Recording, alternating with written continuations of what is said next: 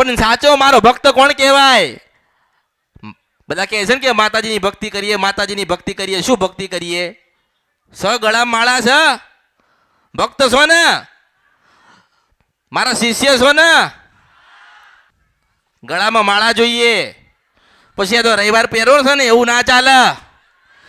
ઘરે જઈને કાઢીને મૂકી દેવું મેરડી છું, રવિવારે ખાલી પહેરીને મને બતાવવા આવે છે.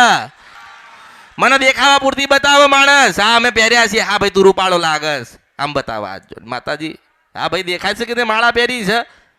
કેટલા કલાક માટે? 10 કલાક માટે.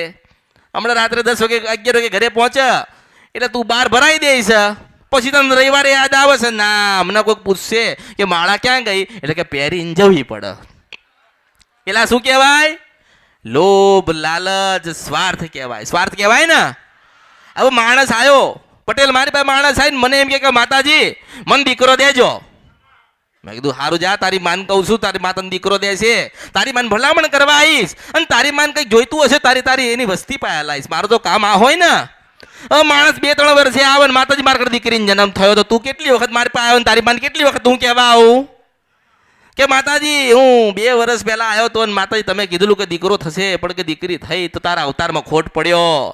જો તું માગવા આવ્યો ને મને ભૂલી ગયો તો તારી માતા દીકરો ના દે. હું મેરડી છું આ કળિયુગમાં, રાજાની રાજા મહારાજા મેરડી બોલું છું.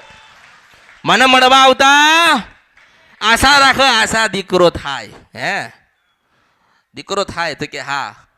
તમારી માન પૂછ્યું કે હા પૂછ્યું, એ તો કે થશે કે સારું એમ. હા એટલે બધા સુખની જ આશા લઈને આવે છે. એવું નહીં કહેતા કે માં અમે એવા કાબિલ બનીએ ને અને અમે એવા તૈયાર થઈએ ને માં, અને અમારી ભક્તિ તારા સુધી ના આવે ને ત્યારે તમને સુખી કરજે. એવો કોઈ આવતો નથી.